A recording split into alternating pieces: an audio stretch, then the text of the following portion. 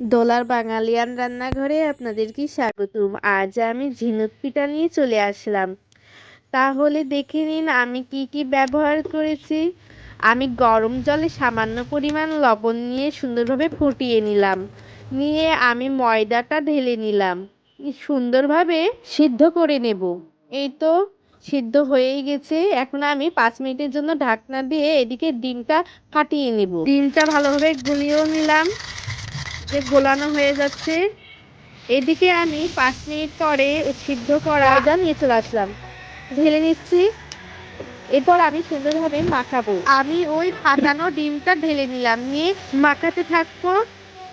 এই তো দেখুন আমি কি সুন্দরভাবে মাখাচ্ছি। প্রায় একটা ডো মতন তৈরি করে ফেললাম।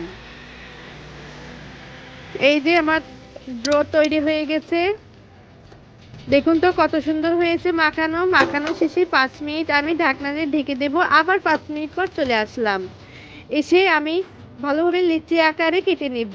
লিচিগুলো মাঝারি আকারে আমি কেটে নিলাম। এই যে দেখুন আমি কি সুন্দর করে ফিনিশ করে নিয়েছি লিচিগুলো। এবার ভালোভাবে রুটির মতো বেলে নেব।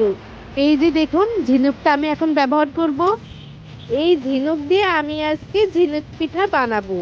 চামচটাও কিন্তু ব্যবহার করব। চামচ দিয়ে এই যে সুন্দরভাবে কেটে কেটে নিচ্ছি।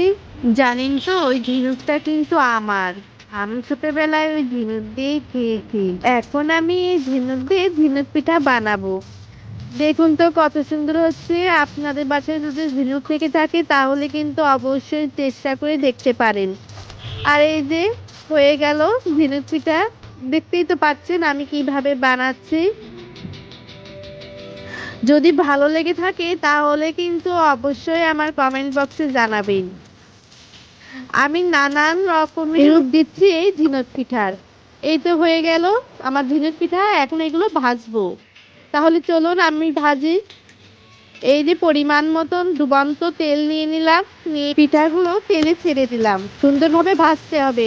এই পিঠ ভাজা হয়ে গেলে ওই পিঠও ভাজা শুরু করতে হবে এবং বাদামি কালার হয়ে গেলে তুলে নিতে হবে। এইদিকে আমি শিরা তৈরি করব। শিরা তৈরি করার জন্য তেজপাতা, এলাচ ও পরিমাণ মতো চিনি নিয়ে আমি সুন্দরভাবে ফুটিয়ে নিলাম। এই তো গাঢ় গাঢ় হয়ে গিয়েছিল আমার শিরাটা। তারপর আমি পিঠাগুলো ছেড়ে দিয়েছিলাম। দেখুন দেখুন পিঠাটা কত সুন্দর মোটা মোটা হয়ে গেছে এবং রসে ভরা পিঠা হয়েছে। দেখছেন কত সুন্দর, খেতেও কিন্তু অনেক টেস্ট হয়েছে। যদি আমার এই ঝিনুক পিঠা আপনাদের ভালো লেগে থাকে তাহলে অবশ্যই ফলো দিয়ে পাশে থাকবেন এবং কমেন্ট করবেন। পরবর্তী ভিডিওতে আবার দেখা হবে। তাহলে আজকের মতন টাটা।